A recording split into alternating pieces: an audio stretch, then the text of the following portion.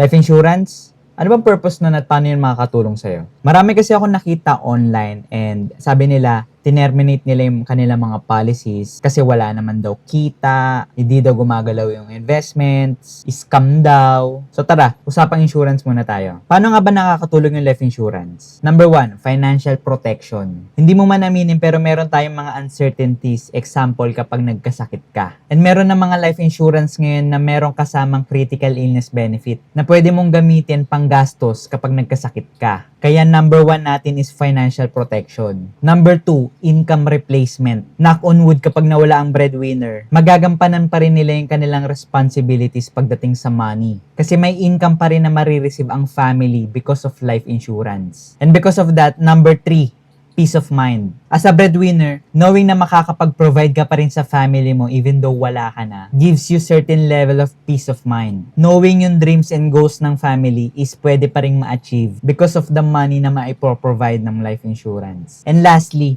malaking part ito ng wealth building. Lalo na kung ayaw mong mag-back to zero ang family mo. Pwede itong pambayad ng mortgages, debts, loans, taxes, medical bills, and pwede nilang gamitin yung benefits ng life insurance to invest para mas mag-grow pa yung pera nila. And if you imagine, maraming mayayaman ang bumibili ng life insurance because number one, gusto na nilang settle yung mga taxes nila, especially kapag nawala sila at yung mga anak nila yung mamumblema nun. And number two, mahirap naman na manggagaling pa sa assets yung ipanggagastos kapag nagkasakit ka. So sa mga senaryo na yun, nakakatulong ang life insurance. Ikaw, anong understanding at experience mo sa life insurance? Comment mo lang dyan at gusto ko ding malaman yung experience mo. Yun lang.